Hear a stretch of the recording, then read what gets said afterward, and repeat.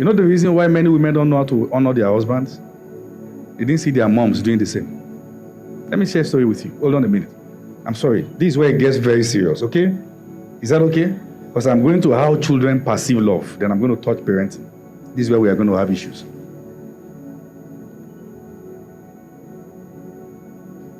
One time, a young lady came from a very funny home. I mean, you didn't choose where you were born, so it's not your fault. But the mom and the dad had issues, so much so that the way the mother knows to deal with the man is to mix food that is already decomposing with new ones. Soup that is decomposing, she will add some ingredients, and she's found that if she had more pepper, it will not taste the sourness. And she will add some new ones and open it when she's warming it so the smell can go out. And she will serve him and watch it. And many times when the mother is doing it, she will be in the kitchen gisting with her. I told her, don't marry like this. You have seen it. You are likely going to repeat it. Because something will tell you when a man is like this, that's how to respond. Many parents destroyed their own children's homes because they don't know how children perceive love. The way a child perceives love is sacrifice. It's not the useless stories we hear. It is who is making sacrifices that shows that this is the mother. Let me show you a story. One of the stories about Solomon, or one of the events in the life of Solomon that made Solomon so popular, his fame went abroad when that happened, was when an harlot slept on her own child and went to pick the child of her friend that they gave birth around the same time and dropped her own dead child around that one. And in the morning, they both complained again, no, this is not my child. I said, that's my child. They went to the palace. The king commanded one of his swordsmen, take your sword and divide the child into two. It was the mother of the child who was willing to sacrifice ownership for survival. Listen to this. As you begin to grow older, you must learn that you have more than just your husband or your wife to love. Now you have children to love. And what will communicate love to them is that in your decisions, they can see sacrifices, things that are legitimate that you had to forego so they can have a good life. So it is woke to the generation that if a man is stressing you, leave the house for him. I'm not talking about the case of domestic violence now. If it is woke to be a baby mama, I can't be submitted under any man. Then you will raise children without fathers in their life because you lived for you. You did what you did for you, not for them. And they grow up lacking the vital part a man supplies. One party can't bring what God designed the both parties to bring. And you must understand that as you are maturing, you start learning not to live for you alone, because it is not about you alone. You will have to make decisions considering your children. That when I insult his personality or insult her personality, do I want my daughter to be dragged like this? You must learn to begin to make decisions, to stop eating alone. Start becoming responsible. Start thinking about the fact that somebody is going to come out from your loins. That your decisions directly affect who they become.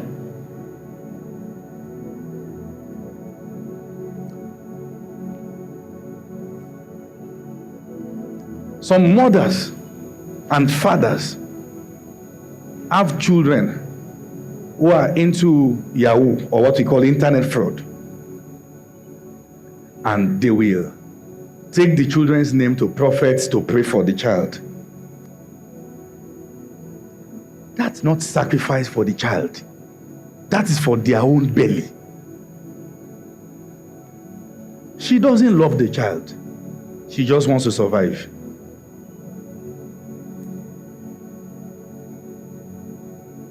Because many people have not learned to understand what love is. When a woman has a child, and she would rather take the child out in the sun at Oshodi, begging with the children, using them to draw compassion, when she could have learned tailoring or learned something, give them a better life. That is not mother's love. That is wickedness. And where I'm going is, many things about the setting of the African home is bad. It is abusive, it is dysfunctional, and it has raised dysfunctional men and women. It has raised dysfunctional men and women. You don't complain in this house because you heard it from a dysfunctional father. Children don't dare to question things because you were from a place that is broken. You are not raising zombies. And in failure to communicate, many girls have been raped under the noses of their parents. They can't talk because in African homes we raise zombies who can't talk. And you have learned the same thing. The way you know how to communicate leadership is that you shut people up and they can't speak their minds. And these things follows us as pastors. Many pastors are abusive because they are from abusive backgrounds. And when I mean abusive, I mean they will abuse your essence. It is not just fathers who don't know how to hug and say, I love you. I know what it took for me to learn it as a pastor. I had to go on a personal decision, a personal journey to learn to be soft. That I can hug any of my pastors. And sometimes I watch how I struggle to do it, and I know that something is spoiled within me.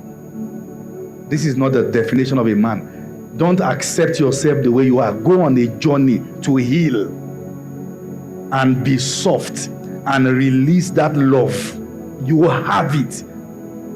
It is that dysfunctionality that has closed that place. And we must understand that. Start learning to make decisions that favors your children. Begin from now by marrying a good person, not for yourself, but for them also.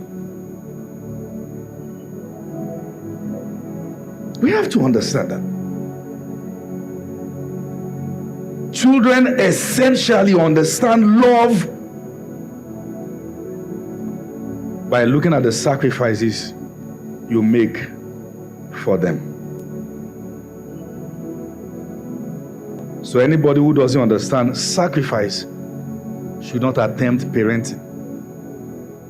It's a journey of compromise, of sacrifices, where you have to withhold certain things and not respond in certain ways because your daughter is watching. And sometimes, I need to say this, many of you are broken, badly, and you are battered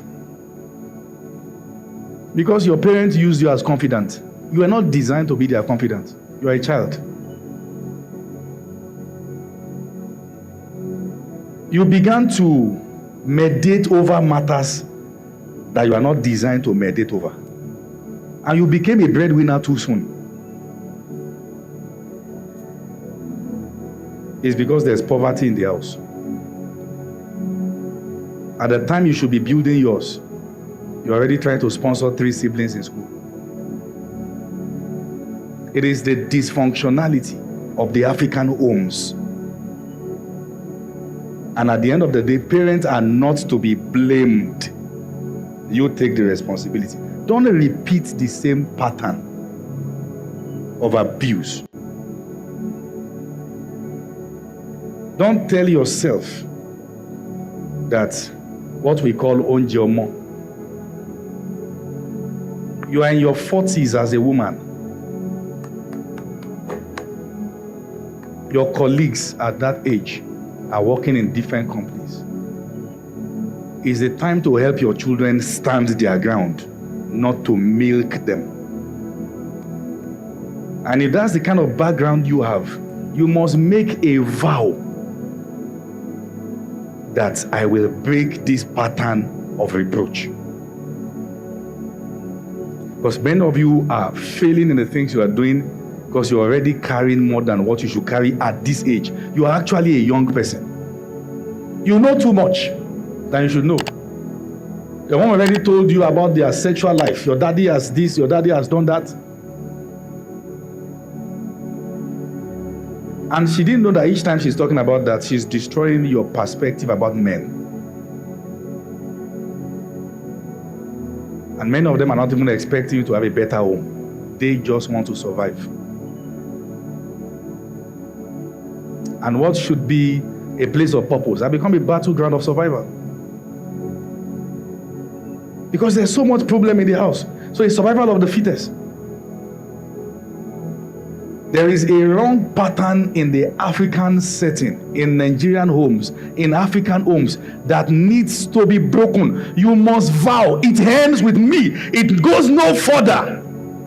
I will have a home where my wife and children, we are free with each other. We sit around the table to gist and laugh, where a father and the son can play PS and laugh with each other.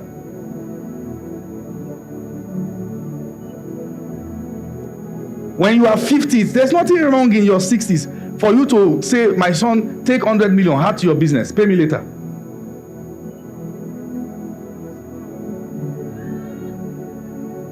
But you prefer to be pursuing about for 10,000. Because that's the way you understand people. Because that's what you got.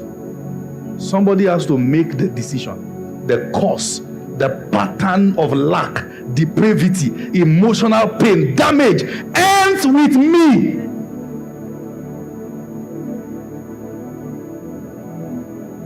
You are not about to make your children your confidant. Ask your leaders. Pray to God.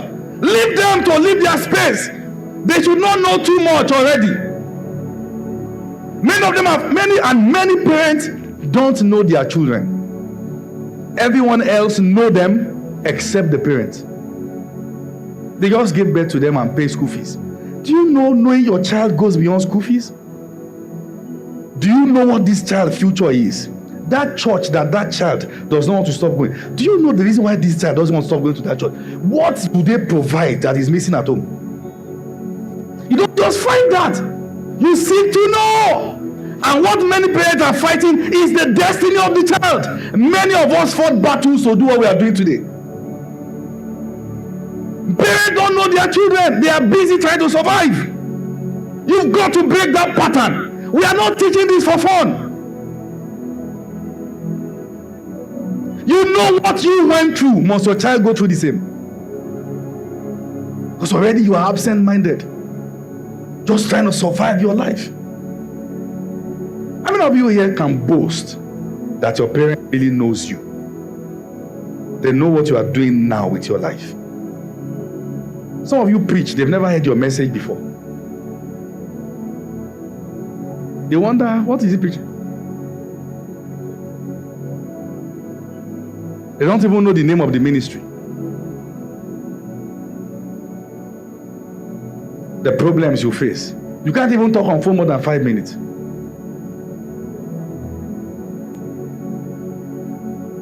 And I'm telling you, I came from a setting where God blessed me with a father. And I saw what that did to me in making me a man. If a man misses that part, there is a need for fathering. And I'm just being honest with you. I've shown you how to love your husband, how to love your wife. Start preparing yourself for the destinies that will come from your loins. Detach yourself from the dysfunctionality of your background. Sometimes the only way be a blessing to your family is first run away. Because you cannot solve a problem you are a part of. Survive first. Every time you receive call, so and so is beating the wife again. So and so is beating the wife again. This one has packed out of the house. You are in the midst of people and you are trying to be civilized. But it looks like the background calls you back.